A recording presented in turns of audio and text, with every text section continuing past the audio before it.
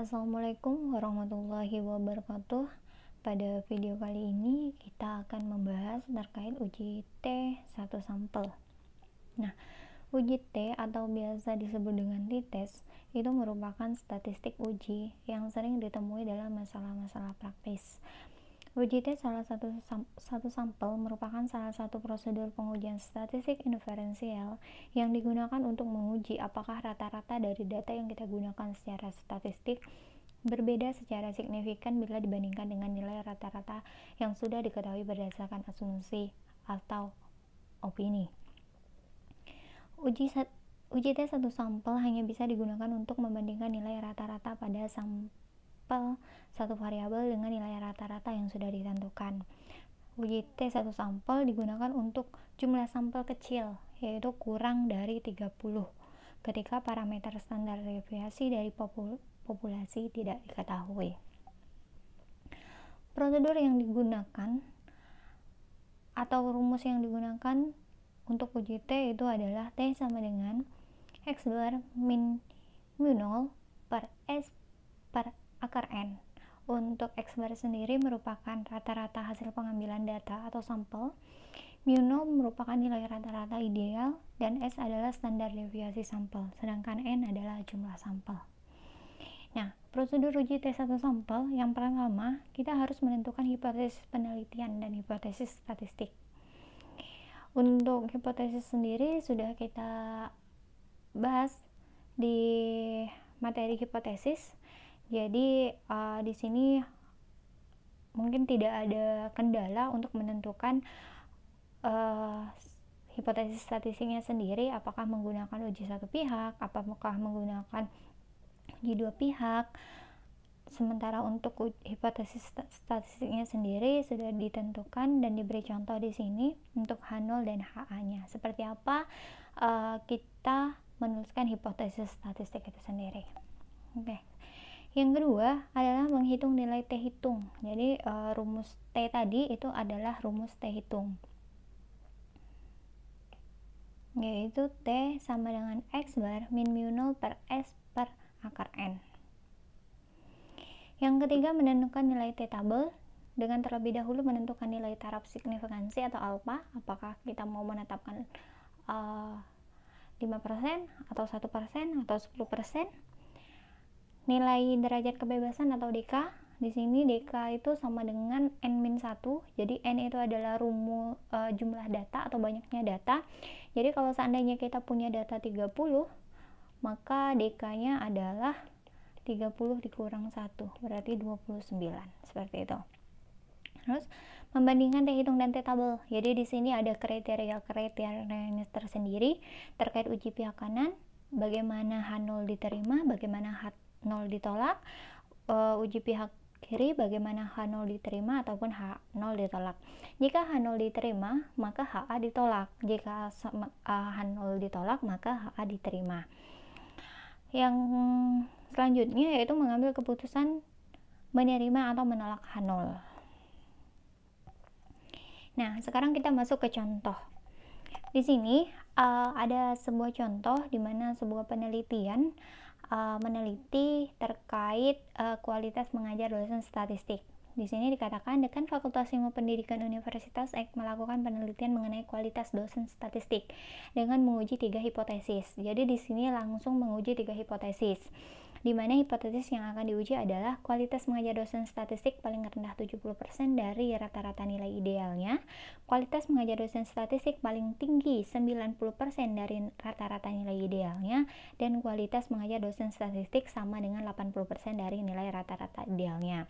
Nah, pertanyaannya adalah untuk hipotesis ini, di sini terdapat 3 hipotesis. Kalau dalam penelitian biasanya mungkin ada yang hanya menentukan 1 hipotesis atau menentukan 2 hipotesis, itu tidak masalah. Jadi di contoh ini kebetulan untuk hipotesisnya ada 3 hipotesis.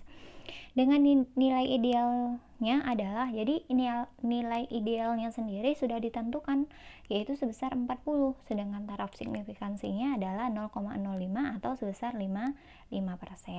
Nah, kalau 70% dari rata-rata nilai idealnya berarti berapa? Berarti 28. 0,7 dikali 40. 0,7 ini adalah 70%, ya. Dikali 40. 40 adalah nilai idealnya. Berarti di sini mu nolnya adalah 28. Sementara untuk 90 berarti 0,9 dikali 40 sama dengan 36, berarti mu nolnya adalah 36. 80% dari nilai rata-rata idealnya berarti 0,8 dikali 40 sama dengan 32 atau mu nolnya sama dengan 32. Nah, sementara datanya di sini, data total hasil jawaban setiap mahasiswa diperoleh sebagai berikut: 40, 35, 40 sampai dengan 39. Nah, kalau kita lihat di sini banyak datanya adalah 20. Maka masih bisa digunakan uji T1 sampel. Karena balik lagi, uji T itu sendiri diperuntukkan untuk sampel kecil, yaitu kurang dari 30 atau sama dengan 30. Oke. Nah, membuat hipotesis. Uji satu pihak atau pihak kanan. Kualitas mengajar dosen statistik kurang dari atau sama dengan 70%. Kenapa ini pihak kanan? Karena di sini ada kata kurang dari atau sama dengan. Nah, kurang dari atau sama dengan itu bisa menggunakan uji satu pihak, yaitu pihak kanan, atau misalnya lebih dari 70% misalnya kan, itu berarti menggunakan uji satu pihak atau pihak kanan. Nah, kualitas mengajar dosen statistik paling rendah 70%. Karena H0-nya sendiri adalah kurang dari atau sama dengan, maka HA-nya kita gunakan paling rendah 70%. Untuk uji satu pihak kirinya itu kualitas mengajar dosen statistik paling rendah atau sama dengan. Kalau paling rendah berarti pihak kiri, ya. Nah, di sini untuk HA-nya kualitas mengajar dosen statistik paling tinggi, berarti kebalikan. Jadi HA itu adalah kebalikan dari H0-nya sendiri. Oke. Untuk hipotesis statistiknya bisa ditentukan H0 mu kurang dari 28, lebih besar dari 28, ya. HA-nya adalah lebih besar dari 28, artinya paling rendahnya itu adalah 70 atau paling rendahnya adalah 28. Paling rendah itu ya. Paling rendahnya adalah 28. Sementara H0-nya sendiri itu kurang dari, ya, kurang dari, artinya masih bisa lebih kecil dari 28. Oke, yang selanjutnya untuk uji pihak kiri sama, kita tentukan lebih besar sama dengan H0-nya, sementara HA-nya adalah lebih kecil dari 36. Uji satu pihak kiri, mu nolnya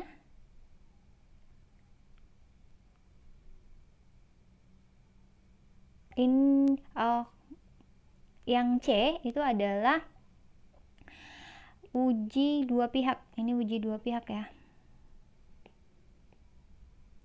Uji dua pihak, bukan uji satu pihak tapi uji dua pihak, yaitu kualitas mengajar dosen statistik sama dengan 80% atau dari nilai rata-ratanya, atau HA-nya itu kualitas mengajar dosen statistik tidak sama dengan 80% dari nilai rata-rata idealnya.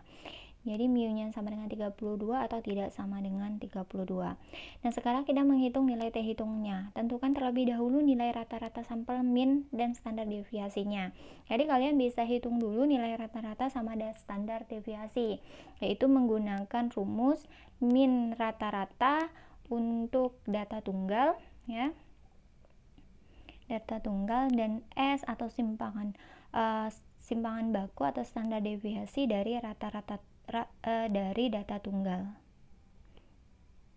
Ini sudah dipelajari sebelumnya, jadi diperhatikan lagi bagaimana cara menghitungnya untuk menentukan nilai rata-rata dan menentukan nilai standar deviasi. Setelah itu hitung nilai T hitungnya dengan rumus ini. Jadi T sama dengan X bar atau min atau nilai rata-rata sampel dikurang dengan mu nol. Mu nolnya berapa? Mu nolnya tadi kita tentukan di sini. Nah, mu nolnya masing-masing hipotesis Maaf, masing-masing hipotesis itu berbeda ya. Jadi mu nolnya di sini 28 untuk uji pihak kirinya atau kanannya tadi. Jadi yang untuk uji dua pihaknya adalah 32. Oke, berarti ini berbeda ya. Jadi perhatikan lagi. Nah, di sini. Nah, di sini uji satu pihaknya atau pihak kanannya di sini 28 ya. X barnya adalah 37,5, sementara standar deviasinya adalah 28. Jadi 37,55 dikurang 28. Sementara di sini untuk uji satu pihak kirinya dikurang dengan 36, untuk uji dua pihaknya dikurang 32, tergantung tadi ya. Berapa persennya. Jadi mu nolnya itu dilihat dari berapa persen yang tadi, misalnya 90% atau 80% dari nilai rata-rata idealnya, sementara rata-rata idealnya kan 80 tadi. Oke, jadi perhatikan lagi untuk menentukan mu nolnya. Oke, setelah didapat nilai T hitungnya, semuanya telah didapat, kita menghitung nilai T tabel. Nah, T tabel tadi alfanya ditentukan di dalam soal adalah 0,05, sementara nilai derajat kebebasannya adalah N dikurang 1, karena kebetulan N-nya tadi 20, maka 20 dikurang 1, maka hasilnya adalah 19. Uji satu pihak kanan, T tabelnya adalah 1,729. Oke.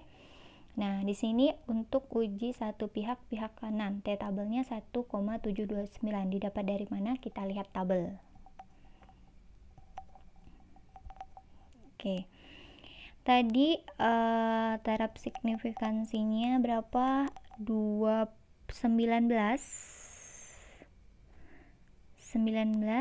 ya. Di sini perhatikan, di sini untuk yang taraf signifikansi uji satu arah ya, satu arah, karena tadi satu arah yang pertama berarti 19 dengan 0,05, yang ini 1,729 ya. Nih, uji satu pihak kiri, jadi pihak kanan dan pihak kiri itu sama untuk T tabelnya, hanya bedanya adalah kalau untuk pihak kiri itu adalah nilai negatif T tabel, yaitu negatif 1729. Yang berbeda itu adalah untuk uji dua pihaknya T tabel. Jadi kita lihat di sini, yang ini taraf signifikansi untuk yang dua arah, karena tadi 19 0,05, maka yang ini, nah yang ini kita lihat. Nah, kalau yang ini tadi, yang ini jadi 2,093.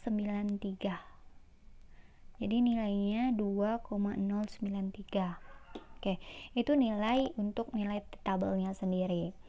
Sekarang kita membandingkan nilai T hitung dengan T tabel. Jadi tujuannya adalah untuk menentukan apakah H0 diterima atau ditolak. Uji pihak kanan, T tabelnya 1,729, sementara T hitungnya adalah 14,760. Berarti T tabel lebih kecil dari T hitung, maka H0-nya ditolak dan HA-nya diterima. Kita lihat lagi di sini gimana sih, kenapa kalau T tabel kurang dari T hitung H0-nya ditolak? Lihat uji pihak kanan, kriteria uji pihak kanan. Nah, H0 ditolak jika T tabel kurang dari T hitung. Oke. Sekarang uji pihak kiri, negatif T tabel lebih kecil dari T hitung. Nah, negatif T tabel lebih kecil dari nilai T hitung. Kita lihat, negatif T tabel lebih kecil atau sama dengan T hitung, berarti H0-nya diterima.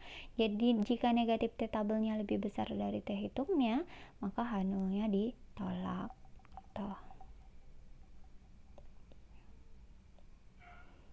ini. Sementara uji dua pihak, T hitung lebih besar dari T tabel, maka H0-nya ditolak. T tabelnya 2, T hitungnya 8,57. Oke, 8,57, sementara T tabelnya adalah 2,093. Maka T hitungnya lebih besar dari T tabel, maka kesimpulannya H0 ditolak. Di sini lebih besar, T hitung lebih besar dari T tabel, maka H0 ditolak. Oke. Nah, seperti itu untuk menarik kesimpulan ya, untuk membandingkan nilai T hitung dan T tabelnya. Dari sini bisa kita tarik kesimpulannya. Uji satu pihak kanan, kualitas mengajar dosen statistik paling rendah 70% dari nilai rata-rata nilai idealnya. Kenapa? Karena tadi di sini H0-nya ditolak, HA-nya diterima. Berarti yang jadi kesimpulan HA. Nah, kalau uji satu pihak kiri, tadi kualitas mengajar dosen statistik paling rendah atau sama dengan 90% dari nilai rata-ratanya. Karena tadi H0-nya diterima, maka yang jadi kesimpulannya adalah H0. Kalau di sini H0-nya ditolak, maka yang jadi kesimpulannya adalah HA. Jadi kualitas mengajar dosen statistik tidak sama dengan 90% dari rata-rata nilai idealnya.